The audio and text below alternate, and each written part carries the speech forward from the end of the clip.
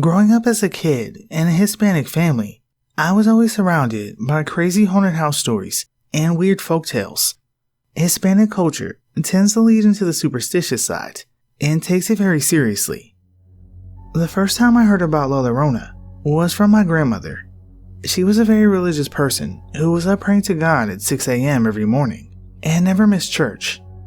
She told me that when she was a young girl, she was staying at her aunt's house deep in the woods of Mexico. One night, from her second-story window, she heard a woman crying from the trees. She tried to ignore it, but the crying got louder and louder.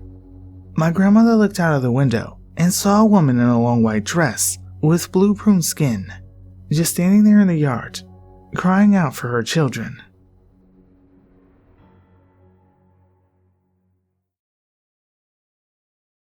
When I was 8, my family was very trusting of me and allowed me to play outside with my friends, but always wanted to make sure I was back home inside before nightfall. They told me if I wasn't inside by sundown, I'd run the risk of running into La Llorona. I listened most of the time, but sometimes those street soccer matches with friends would be too good to stop, but I always managed to get back just in time. However, as many young boys often do, I tested the boundaries of my family's request on a particular night. Having discovered an empty, dirt-filled lot about 2 blocks from my house, my friends and I, of course, played longer than we were allowed to. And by the time the adrenaline and excitement had settled, my friend Lupe and I found ourselves alone to walk back in that now silent, empty field. I remember telling him that we should leave, as it was now much later than we were allowed to be out. The wind and the sound of bugs were the only sound we had as we made our way out of the lot.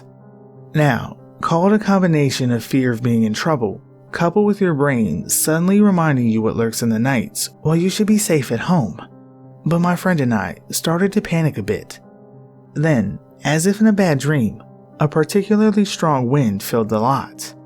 It was deafening and ear-piercing, but when it reached us, it transformed into what my friend and I swore was wailing, as if something or someone was mourning. We looked at each other, and I'd never seen Lupe so pale in my life. Without missing a beat, we started running as fast as we could. We didn't stop or look behind us, but we felt that cold wind and energy as if something was just steps behind us, like heavy breathing at the back of our necks. My heart felt as if it were going to beat out of my chest. We didn't stop until we ran into my grandmother on the street. She was out looking for us, and not particularly happy about it. I'd never been so happy to see her in my then short 8-year-old life. She escorted my friend home, and then we walked back to our house. I was in trouble, of course, but was never happier to be grounded inside the safety of my home. Lupe and I talked about it at school with other friends for weeks to come. Some believed us, and others laughed, but we knew what we had experienced was very real. Whether you believe in La Llorona or not, I feel it's best to respect the energy of what's around you, and to not test the powers of the unknown. You may not want to face what you might find.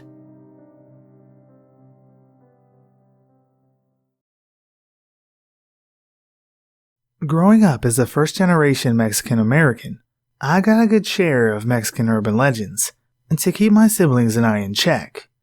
Besides the good old cucuy, which I quickly grew out of, La Llorona is the one I still personally believe in, especially since my own dad swears he saw her while growing up in rural Mexico. His experience goes as follows. One night, my dad, aged 9, joined his uncle, age 15, to buy some things from a convenience store. He remembers that it was close to midnight, since they were rushing to get to the store before it closed. Once they got their things, they started to hurry home before the night fog got thicker. Casually talking and making their way down the street, a tall figure suddenly appeared in front of them, almost out of nowhere. My dad described her as having long messy hair, with light tattered clothes, and pale bony hands. Her eyes were dark and sunken in.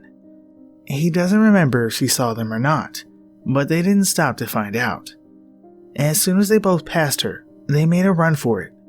As they ran, scared out of their minds, My dad exclaimed to his uncle how tall she was. My uncle replied, saying that she wasn't tall at all.